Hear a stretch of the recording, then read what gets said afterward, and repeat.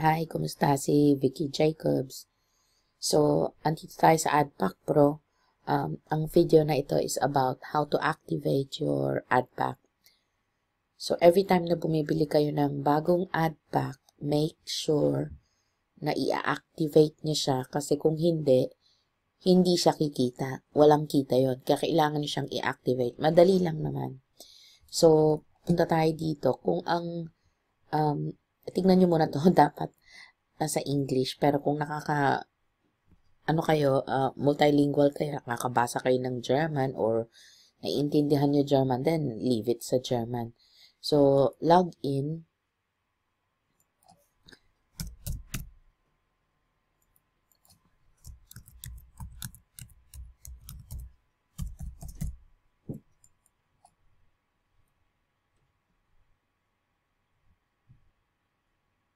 Okay, so, kahapon, bumili ako ng AdPacks na 10.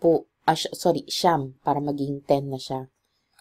Pero, hindi ko pa siya na-activate. So, yun ang lesson for me is, kailangan, pag bumili ka ng AdPack, i-activate mo siya. So, paano mag-activate? So, my AdPacks. So, yan. Makikita nyo, ito yung binili ko kahapon, 12, tapos 0000, kasi hindi ko siya na-activate. So, 0. Sayang yung isang araw na, diba? Anyway, so, lesson learned. Always remember, pag bumili ng AdPack, i-activate. So, paano mag-activate? Punta tayo doon sa all.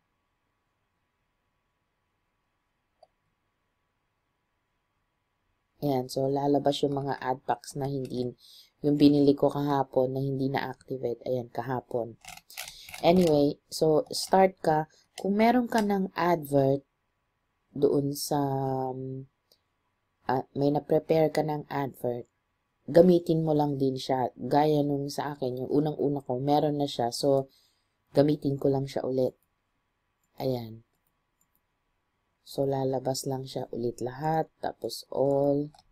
Tapos, sabi, language, maximum 3. So, sabi ko, all.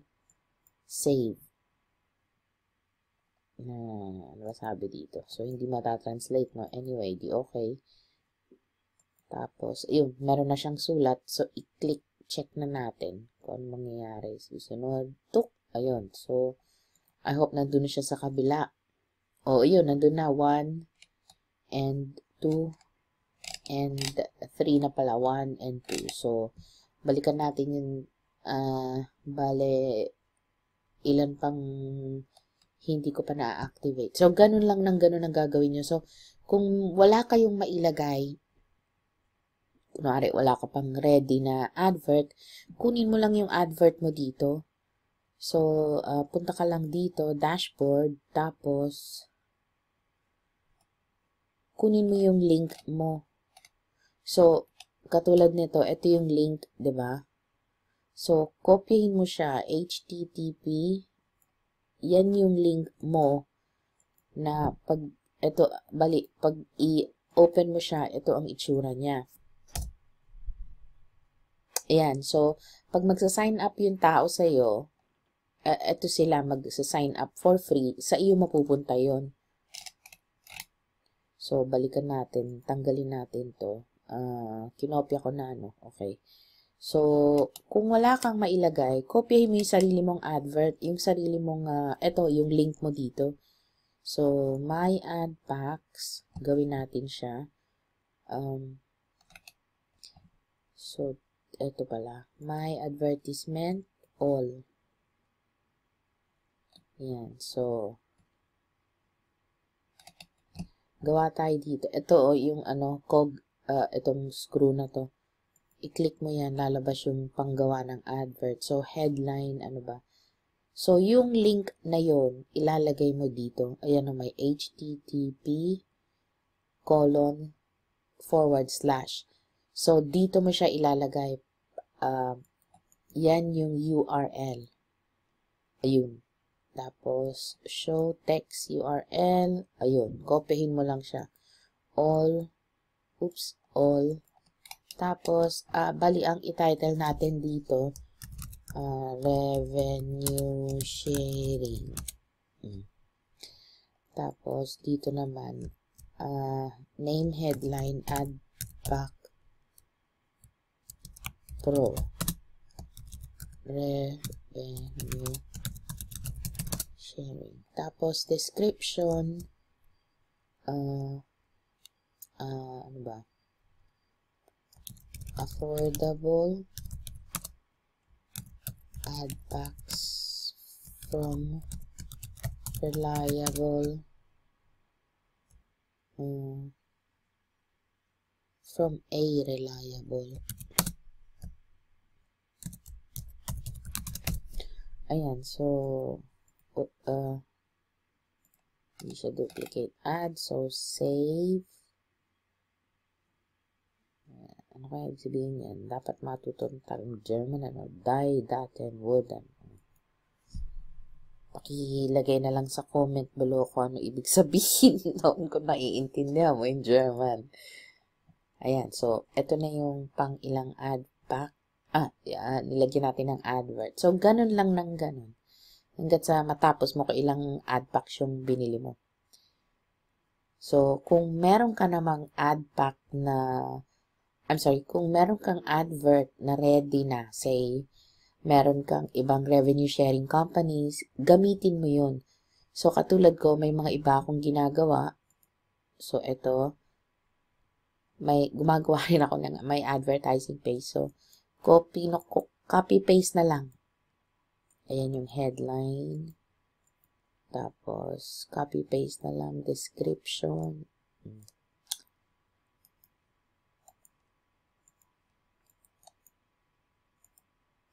Keywords. Ano ba keywords dito? Ito pala. Kopya na nga lang pala talaga. Copy-paste. Tapos, yung link. Ito. Chung.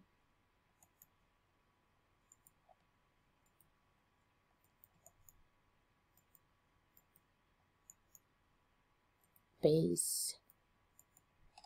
Ang kagandahan dito sa mga bagong revenue sharing companies like katulad nitong AdPack Pro is, teka, click ko muna to bago malimutan. Choke. Ayun. Ang kagandahan dito is hybrid siya ng mga naunang companies. So, ito pala. Kukopihin ko na lang. Hybrid siya ng mga naunang revenue sharing companies. Yung wala doon sa mga naunang revenue companies, advertising companies, yung wala doon, meron dito. So, kumbaga, kung ano yung mali nila o kulang nila, meron dito. Like, dito sa AdPack Pro, pag magbabayad ka, hindi mo na kailangan ng payment processor. Pwede mo nang gamitin yung debit card mo or credit card mo. Walang payment processor na gagamitin. Like sa dito sa traffic sa my paying ads, ang gamit namin dyan is yung VX Gateway. So, malaki yung kinakaltas sa amin sa VX Gateway. Dito sa AdPack Pro, yung sa withdrawal naman, so pagbabayad, pwede mong gamitin yung Visa card mo or Mastercard mo, debit or credit card directly. Wala nang payment processor. Pag withdraw naman is, pwede nilang i-send directly doon sa card na ginamit mo. Yung within naman, yung first 4 withdrawals mo, free yon directly to your account. Yung 5th, 6th, 7th, 8th, etc. within naman, meron siyang charge na 10 euros per withdrawal. Yun namang 4 na yun, I think it's more than enough na makakapag-withdraw ka in 1 month, di ba? Free yun within 1 month yung first 4 withdrawals. So, i-ano mo na lang, i-schedule mo na lang yung withdrawals mo within the month. So, yun yung nakikita kong ganda ngayon dito sa mga bagong lumabas na revenue share. Lalo na yung, ito nga, galing ng Germany and Switzerland. At saka, ang napansin ko sa kanila is, mas madaling mag-view ng ads. Hindi gaya nung, alam mo yun, yung sa, ano kasi dito sa, sorry, yun sa iba, yung mga naunang revenue sharing companies, medyo may mga CAPTCHA pa siya, yung kokopyahin mo pa yung CAPTCHA numbers, CAPTCHA letters. Dito, maikli lang at saka malinaw. At saka walang masyadong delays. Ay siguro dahil sa kakalabas pa lang niya o bago pa lang siya, kaya hindi pa masyado yung mga members, kaya mabilis ang takbo noong seconds. So, yun yung mga nakikita ko lang. Mas mabilis siya. Kasi nga siguro dahil yung kulang nung mga revenue sharings noon, natutunan niya na. So, tinatry niyang ma-avoid. So, yun. And dito sa AdPack Pro, 25 euros lang siya. 25 euros per pack. So, it's a very, very affordable siya. Madaling gawin pati. So, kayang-kaya ng mga OFW na gustong mag-try sa mga ganitong klaseng business. Kasi alam nyo, eto na rin ang uso ngayon eh. Yung talagang literally online. Hindi mo na kailangan lumabas ng bahay para mag-alok. Diba? Kung gusto mo mag-recruit, kung hindi mo naman gusto mag-recruit, okay lang kasi kikita naman siya eh. Ayun, so nagawa ko yung sham. Nagawa ko lahat yung sham. So, tignan natin ulit. All active na pa siya lahat. I hope so. O, so wala nang laman yung not active. Sa active naman. Ayun, lumabas din siya. Okay, so dapat bukas magsa-start na siyang kumita. Okay, so thank you very much. Bye! Kung may comments kayo, may question kayo, pakilagay niyo sa comment box sa baba ng video na to. So, thank you for watching. Thank you. Bye!